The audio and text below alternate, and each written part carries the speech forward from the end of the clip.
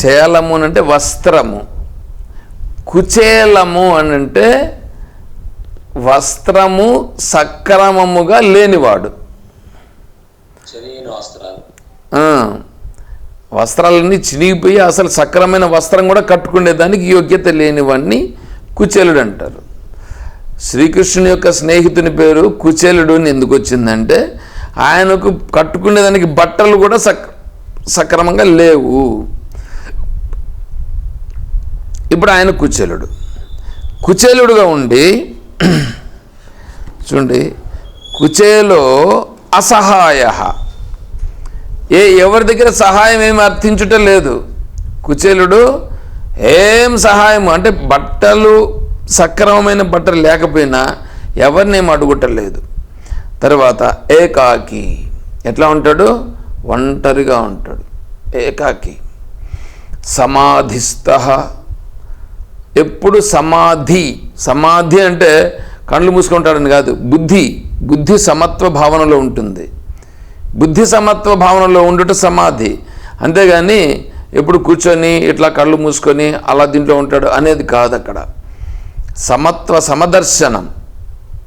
సమదర్శనం అనేటువంటిది ఏది ఉన్నదో అది సమాధి. ఆత్మకామ, ఆప్తకామో, నిష్కామో, జీర్ణకామో. అతను ఎలా ఉంటాడంటే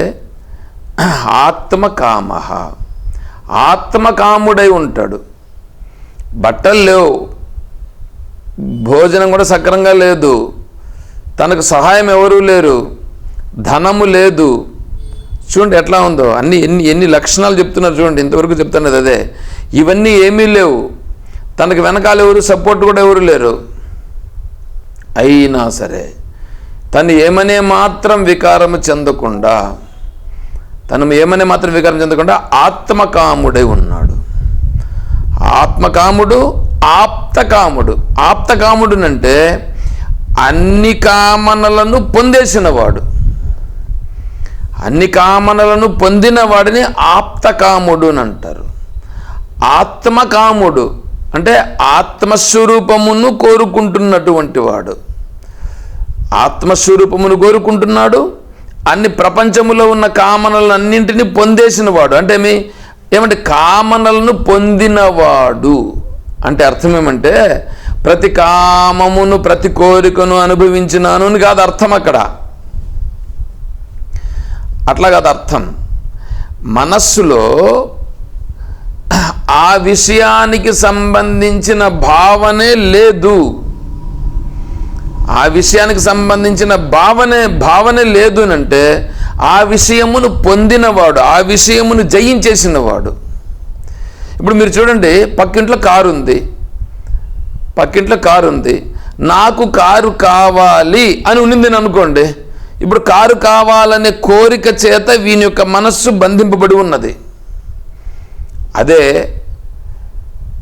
ఈయన దగ్గర కారు కూడా లేదు, కనీసం సైకిల్ కూడా లేదు, కానీ ఇతను ఏమంటున్నాడంటే నాకు కారుతో అవసరం లేదు, అవసరమైతే ఆ కారు వాళ్ళే వచ్చి నన్ను తీసుకెళ్ళేటట్లుగా ఈశ్వరుడు ఏదో చేస్తాడు, నాకు అవసరం లేదు కారు అంటే. ఇప్పుడు ఇతను ఎలా ఉన్నాడు? ఏదైనా అవసరమైతే అప్పుడు ఆ ఈశ్వరుడే నాకు దాన్ని ఏర్పాటు చేస్తారు. దీనికి ఇంతకుముందు మీకు ఒక కథ చెప్పి ఉన్నాను, ఇప్పుడు మళ్ళీ అదే కథను మళ్ళీ చెప్తానేనండి. ఇద్దరు సాధువులు ఉంటే వాళ్ళు మాట్లాడుకుంటూ తీర్థయాత్రలు చేసుకుంటూ పోతున్నారు. సరే, వీళ్ళు కాశీకి వెళ్ళి గంగా నదిలో ఈ పక్క నుంచి అటువైపు వెళ్ళాలి అన్న ఆ ఓడను ఎక్కాల్సి ఉంది. మధ్యలో ఉంటుంది కదా, అది దాన్ని ఏమంటారు, ఇటువైపు నుంచి అటువైపు తీసుకెళ్లేదానికి ఆ లాంచ్ ఉంటుంది. ఆ లాంచ్లో ఎక్కాల్సి వచ్చింది. దానికోసం వీళ్ళు పోతున్నారు ఎక్కేదానికి. ఒక అతనేమో అతని దగ్గర చిల్లి గవ్వ కూడా లేదు. ఎప్పుడు ఎలా ఉంటాడంటే అంతా ఈశ్వరుడు చూసుకుంటాడు, నాకేం అభ్యంతరం లేదు, ఆ ఈశ్వరుడే అన్నింటికి అని పోతా ఉన్నాడు. ఈ పక్కలో ఉండే అతను అంటున్నాడు, ఏమయ్యా ఎప్పుడు నువ్వు ఇలాగా ఉంటే ఎలాగయ్యా, ఒక 4 రాళ్ళన్నా వెనకాల వేసుకోకపోతే. ఇప్పుడు చూడు, ఇప్పుడు మనం తీర్థయాత్రలకు వచ్చినప్పుడు మన దగ్గర డబ్బులు లేకపోతే ఎవడేం సాయం చేస్తాడు? ఇప్పుడు చూడు, ఇప్పుడు మనం ఇటువైపు నుంచి అటువైపు వెళ్ళాలంటే ఈ గంగా నదిని దాటాలంటే ఈ లాంచ్ ఎక్కాలి. ఈ లాంచ్లు ఎక్కాలంటే అతనికి 10 రూపాయలు ఇవ్వకుండానే అతనేమైనా మనల్ని తీసుకుపోతాడా? మనం సాధువులైనంత మాత్రాన్ని ఈ కాషాయ వస్త్రాలు వేసుకొని వచ్చినంత మాత్రం ఇతను అంగీకరిస్తాడా? ఎట్లా అని అంటూ ఆ లాంచ్ ఎక్కి కూర్చున్నారు ఇద్దరు. ఈయన అన్నాడు, ఈశ్వరుడు ఉండగా మనకెందుకండి ఆ సమస్య అని అన్నాడు. అనే లోపల వాడు వచ్చాడు డబ్బులు అడిగేదానికి. ఎవరు? లాంచ్ డ్రైవ్ చేసేవాడు అతను వచ్చాడు. సరే, ఇతను జోబుల నుంచి డబ్బులు తీస్తూ ఒక అతను నాది 10, ఈ వీరిది 10 అని 20 రూపాయలు ఇచ్చాడు. అప్పుడు ఇతను అంటున్నాడు, చూడు ఈశ్వరుడు, ఇతను అంటున్నాడు ఈ 20 రూపాయలు ఇచ్చి, ఇప్పుడు చూడు నీ డబ్బులు కూడా నేనే ఇవ్వాల్సి వచ్చింది అని అన్నాడు. అప్పుడు ఆయన అంటున్నాడు, ఆ సాధువు అంటున్నాడు, చూడు ఆ 10 రూపాయలు నా జోబులో పెట్టుకుంటే నేను ఎక్కడ పోగొట్టుకుంటాను అని నా 10 రూపాయలను నీ జోబుల్లో పెట్టి ఈ సమయంలో ఇచ్చేటట్లుగా నీ దగ్గర నుంచి చేశాడు ఈశ్వరుడు అని అన్నాడు. అంటే ఎలా ఉందండి ఇది? భగవంతుని పైన ఎంత దృఢమైనటువంటి స్థితి ఉన్నా చూడండి. అది అంటే తన దగ్గర ఏమీ లేకపోయినా కూడా సరే, ఏమి జరగాలనుందో అది జరుగుతుంది. అలా ఉంటూ ఏమనే మాత్రము నిర్వికారంగా ఉండగలుగుతారు వాళ్ళు. ఇప్పుడు ఆప్తకాములు, అన్నీ పొందేసిన వాళ్ళు కాబట్టి వాటన్నింటినీ ఏ విషయమును చూచినా దాన్ని కావాలనేటువంటి భావన ఇప్పుడు మనస్సులో లేనటువంటి వాళ్ళు. నిష్కామః, కామం లేని వాళ్ళు. జీర్ణకామః, జీర్ణకామః అంటే కోరికలన్నీ జీర్ణమైపోయిన వాళ్ళు, అంటే కోరికలన్నింటినీ దాటేసినవారు. ప్రజహాతి యదా కామాన్ సర్వాన్ పార్థమనోగతాన్. ప్రజహాతి, జహాతి విడిచిపెట్టేసి తొలగిపోయినటువంటి వాళ్ళు. యదా సర్వే నిష్కామకి జీర్ణకామకి ఏం తేడా సార్? జీర్ణకామః అంటే కామనలనేటువంటివే ఉన్నాయో వీటితో ఇంక నాకు ఇంకేమీ అవసరమే లేదు అనేటువంటి దృష్టిలో ఆ పై స్థాయికి వెళ్ళిపోయినటువంటి వాడు నిష్కాముడు. జీర్ణకాముడు అంటే ఏవేవైతే కోరికలను అనుభవించేసి ఇవి ఇంతే, ప్రతి కోరిక దీని స్థితి ఇంతే. మాత్రా స్పర్శస్తు కౌంతేయ శీతోష్ణ సుఖ దుఃఖదాహ ఆగమ అపాయనో అనిత్యాహ తాం స్థితిక్షస్వ భారత. ఇవన్నీ కూడా ఏంటంటే ఇంద్రియాలు ఇంద్రియార్థ విషయములతో సంబంధపడినప్పుడు సుఖమును కలిగిస్తాయి, సుఖమును కానీ దుఃఖాన్ని కానీ. అంతే, అంతకు మించి ఇంక వేరే ఇంకేమీ లేదు అని దృఢ నిశ్చయంతో ఉండి వాటిని వదిలేసిన వాళ్ళు జీర్ణకాములు. ఈ స్థితిలో ఉన్నటువంటి వాళ్ళు ఎవరున్నారో ఇట్లాంటి వాళ్ళు హస్తిని, సింహే, దంసే, మసకే, నకులే, సర్ప, రాక్షస, గంధర్వేషు మృత్యోహో రూపాన్ని విదిత్వా. తనను చంపేదానికి ఈ రూపంగా ఎదురుగా వీళ్ళందరి రూపాల్లో ఏదో ఒక రూపంగా ఎదురుపడిందని అనుకో, అయినా ఏమనే మాత్రము కొద్దిగా కూడా మనస్సులో కించిత్తు కూడా తను వికారము చెందకుండా నబిభేతి కుతశ్చన ఏమైనా జరగనిలే, అసలు మనస్సులో ఏ వికారము లేనటువంటి వాళ్ళు, సంతోషంగా ఉండేటువంటి వాళ్ళు ఎవరున్నారో వాళ్ళు జ్ఞానులు అని చెప్పడం జరుగుతుంది. చూడండి ఎట్లా ఉంది ఇప్పుడు. అందుకే సంతుష్ట సతతం ఎప్పుడు సంతోషంగా ఉంటారు. ఏమంటే ఎప్పుడు సంతోషంగా ఎలా వచ్చేదానికి అవుతుంది అని అంటే సకృద్విభాత సర్వజ్ఞ. గౌడపదాచార్య స్వామి వారు చెప్తున్నారు, సకృద్విభాత అంటే ఇప్పుడు మీరు ఒకటి చెప్పండి, సూర్య భగవానుడు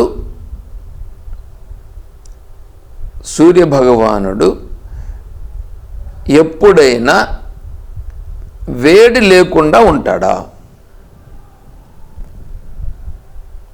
సూర్యభగవానుడు వెలుగు లేకుండా ఎప్పుడు ఉంటాడు? వెలుగు లేకుండా ఉండుట అనేది జరగదు. సరే, ఇంకోటి అడిగితే చెప్పండి, సూర్య భగవానుడు ఎప్పుడు ఉదయిస్తారు? సార్ ఉదయించడము అసలు ఆయన ఎప్పుడూ ఉంటాడు. ఉదయించుట అనేది లేదు. ఉదయించుట అనేది లేదు. ఏంటి? ఎప్పుడు ప్రకాశిస్తూనే ఉంటాడు, ఎప్పుడు ఒకే ప్రదేశంలోనే ఉంటారు వారు, అంతే.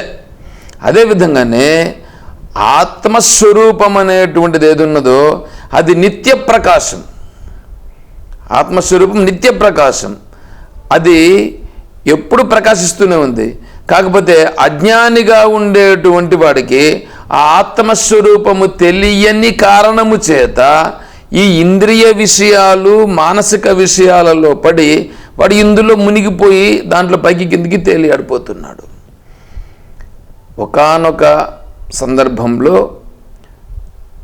అతని పుణ్య సంస్కారము చేత, ఈశ్వరానుగ్రహం చేత, గురువు శాస్త్రం యొక్క అనుగ్రహం చేత, తన యొక్క ప్రయత్న బలము చేత తను ఆత్మస్వరూప స్థితిని చాలా స్పష్టంగా అనుభవంలోకి తెచ్చుకున్నాడు. అంటే ఇప్పుడు ఆత్మస్వరూపంలోకి ఇతను వెళ్ళాడు. అంటే ఇతనికి ఉన్నటువంటి ఏవేవైతే మనసులో ఉన్నటువంటి కూడా ఇతను తొలగించుకొని ఇతను ఆత్మస్వరూప స్థితిలో స్థితిగతుడైనాడు. ఎప్పుడైతే ఆత్మస్వరూప స్థితిలో స్థితిగతుడైనాడో ఇప్పుడు ఒక్కసారి ఆత్మానుభూతి కలిగింది. ఆత్మానుభూతి కలిగిన తర్వాత ఇంక అది పోతుందా అంటే ఇంక పోదు. దాన్ని అందుకే చెప్తున్నాడు, సకృత్ విభాత సర్వజ్ఞ నోపచారం కథంచన. ఒకేసారి జ్ఞానం కలిగేది, రెండోసారి ఇంక జ్ఞానం కలగాల్సిన పని లేదు. ఆ జ్ఞానము దృఢపడుట కొరకు ఇంక నువ్వు ఉండేటువంటి నీ అంతఃకరణలో ఉన్నటువంటి దోషములను తొలగించుకున్నట్టు అంతే అంతే ఇక్కడ జరగాల్సింది. అందుకే చెప్తున్నాడు ఇప్పుడు ఇక్కడ, సంతోషం అనేది సతతం, సంతుష్ట సతతం, ఎప్పుడూ సంతోషంగానే ఉంటాడు. ఎందుకంటే ఇప్పుడు మీకు మళ్ళీ ఇంకొకటి, ఆయనకు ఎప్పుడూ ఆత్మ ప్రకాశిస్తూ ఉంటుంది, చమక్ చమక్ చమక్ చమక్ అంటూ ఉంటుందేమో అని ఏమన్నా అనుకుంటారేమో. అట్లేముండదు. ఈ నక్షత్రాలు పైన మినుకు మినుకు మినుకు అంటుంటా చూడు, అట్లేమన్నా అంటుందేమో. లేదు, అట్లా కాదు. ఆత్మజ్ఞానము ఒక్కసారి దృఢమైన తర్వాత ఇతను ఆ ఆత్మజ్ఞాన బలము చేత అలా ఉండుట అంతే, అలా ఉంటాడు. అలా ఉంటే ఈ విషయాలన్నీ కూడా వచ్చి నెత్తిన పడతా ఉంటాయి. ఎందుకు? ప్రారంధానుసారంగా వచ్చి నెత్తిన పడుతూ ఉంటాయి. ప్రారంధానుసారంగా వచ్చి నెత్తిన పడినా వాటికి వికారము చెందకుండా, తను మాత్రము ఆత్మానుభూతిలో అలా ఉంటాడు. అంటే ఆనందంగా ఉంటాడు. వాటిని పట్టించుకోకుండా ఉండుటయే.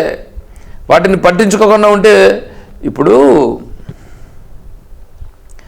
ఈ కష్టాలన్నీ వచ్చి నెత్తిని పడుతూ ఉంటే వికారం చెందకుండా ఉండాలంటే వీడికి ఆ వెనకాల ఏదో ఒకటి ఆ అనుభూతి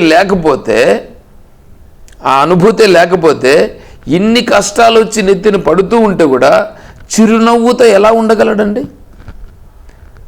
ఉండడానికి సాధ్యమవుతుందా చెప్పండి? శ్రీరామచంద్రుల వారు ఎన్ని ఎన్ని ఎన్ని సమస్యలు ఎదురవుతున్నాయి చెప్పండి. శ్రీకృష్ణ పరమాత్మకు వచ్చిన కష్టాల కంటేనా ఎన్ని కష్టాలు శ్రీకృష్ణ పరమాత్మకు వచ్చాయి.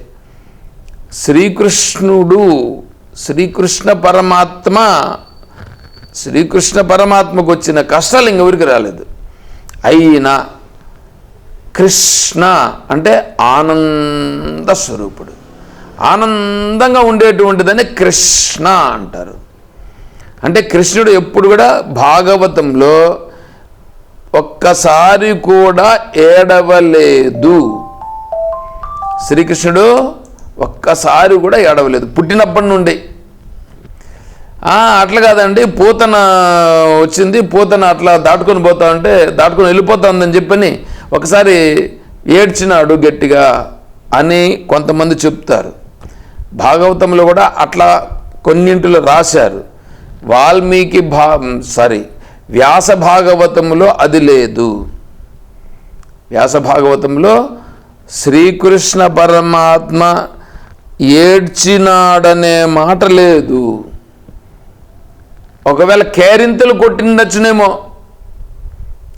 కేరింతలు, ఎందుకంటే ఆమె నన్ను దాటుకొని వెళ్ళిపోతుందని కేరింతలు కట్టితే అప్పుడు ఆ బిడ్డ ఉండదు అని చెప్పి ఆమె అక్కడి నుంచి మళ్ళీ వెనక్కి వచ్చి కృష్ణుడికి నేను పాలిస్తానని చెప్పి ఆమె ట్రై చేసి ఉంటుంది. అంతేగాని కృష్ణుడు ఏడ్చినటువంటి స్థితి లేదు. అంటే నిరంతరము తన ఆత్మానుభూతిలో ఉన్నటువంటి స్వరూపం. మనం కూడా అంతే, ఆత్మానుభూతిలో ఉండుటయే. అయితే ఈ కష్టాలన్నీ రాకుండా పోతాయి? రాకుండా పోవు. ఇవి వస్తాయి, ఇవి వచ్చి తీరుతాయి. మనం ఎలా ఉండాలి? అందుకే మనకు వెనకాల సపోర్ట్ ఏంటంటే గీతామాత. గీతామాత సపోర్ట్. గీతామాత సపోర్ట్ పట్టుకొని మనం అలా ఉండుట ఈ స్థాయిలో. ఆత్మానుభూతిని పొందిన తర్వాత ఆ ఆత్మానుభూతిలో గీతామాత లయించిపోతుంది. ఆత్మానుభూతి గీతామాత రెండు లయమైపోయి ఉన్నది ఒకటే అయిపోతుంది. అప్పుడు ఇంకా గీతామాత ఆత్మానుభూతి రెండు వేరు వేరు కాదు. ఇది ఇలా ఉండాల్సి వస్తుంది. ఇది శాస్త్రజ్ఞానం అనేటువంటిది దృఢము ఎంత అయితే ఆ దృఢమైన తర్వాత ఈయన ఆచరణలో అలా చూస్తే, అంటే అలా చూచుట, అలా ఉండుట, అలా చేస్తే అప్పుడు నీకు సహజంగా నీ స్వరూపం అనేటువంటిది నీకు ఆత్మానుభూతి అనేది ప్రకటమవుతుంది. అప్పుడు సంతుష్ట సతతం, ఎప్పుడు సంతోషంగా ఉంటావు. అప్పుడు అతను యోగి, అతను యోగి అది చెప్తున్నాడు. దాన్ని ఇంకా మనం ఆ శ్లోకంలో సంతుష్ట సతతం యోగి యథాత్మ దృఢనిశ్చయ మయ్యర్పిత మనోబుద్ధి అంత ఉన్నది. దీన్ని మళ్ళీ మనం రేపు కంటిన్యూ చేద్దాం.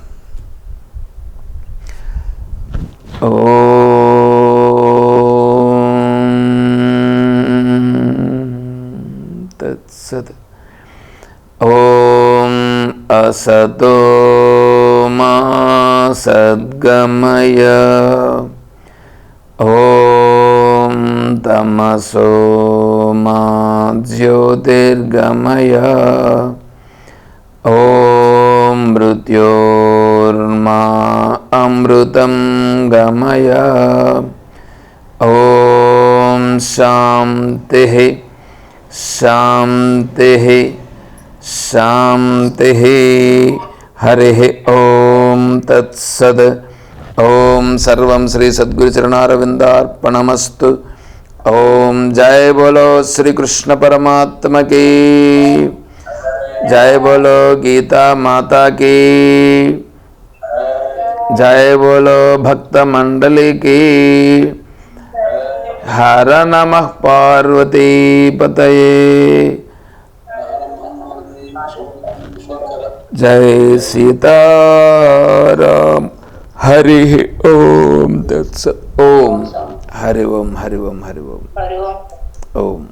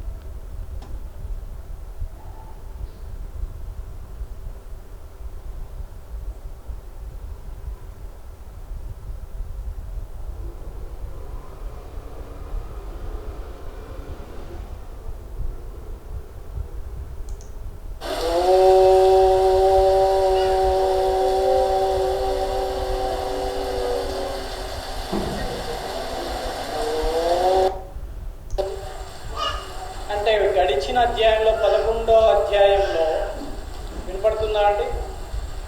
11వ అధ్యాయంలో విశ్వరూప సందర్శన యోగాన్ని భగవంతుడు చూపించాడు. విశ్వరూప సందర్శన యోగము అంటే అది ఒక ఉపాసన. అంటే విశ్వరూప సందర్శన యోగం అంటే భగవంతుడు 1000 చేతులు గలవాడు, ప్రతి ఒక్క చేతిలో ఒక గద, ఒక చేతిలో శంకు, ఒక చేతిలో చక్రము ఉంటుంది, ఇలా కాదు. విశ్వరూపము అంటే ఈ ప్రపంచంలో ఉన్నటువంటి సకల జీవరాశులు, మానవులు, వృక్షాలు, జంతువులు అన్నీ కూడా ఏవైతే స్వేదజ, అండజ, ఉద్భిజ్జ అనే రకాలు ఏవేవైతే ఉన్నాయో, స్వేదజ అంటే మన చెమట నుంచి పుడతాయి, తలలో పేలు అలాంటి జీవులు. అండజ అంటే గుడ్డు నుంచి పుడతాయి. ఉద్భిజ్జ అంటే కింద నుంచి వేర్లు తెంపుకొని పుడతాయి. అలాగే గర్భం నుంచి పుట్టేవి ప్రాణులు, అలాగే ఇతర జీవరాశులు. ఇవన్నీ కూడా వీటన్నిటిలో కూడా పరమాత్ముని చూసే ప్రయత్నం చేయాలి.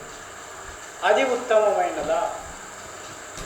సగుణోపాసన లేక నిర్గుణ